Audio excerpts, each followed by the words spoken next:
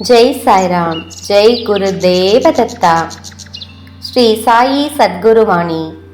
சீரடி சாய்பாபாவின் அருள் வாக்கு. 30.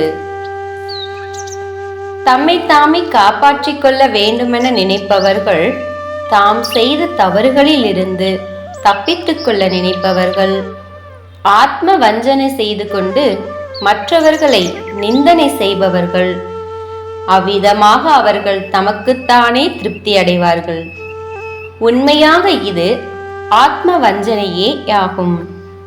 கோபத்தில் நீ மற்றவர்களை ஏசிய பேச்சு அவர்கள் இதயத்தை எவ்வளவாக காயப்படுத்தி இருக்குமோ ஒரு நிமிடம் ஆலோசனை செய்து பார்.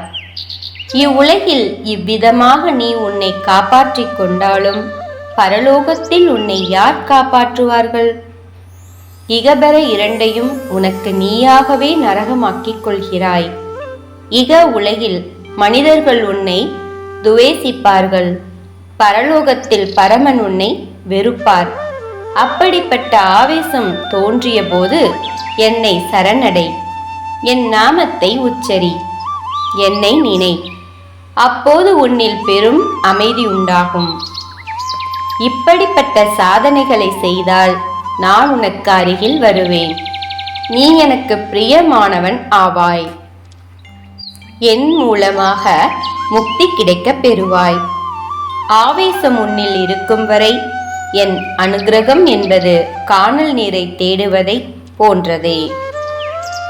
என் வார்த்தைகளின் மீது நம்பிக்கை வை. ஜெய் சாய்ராம். ஜெய் குரு தேவதத்தா.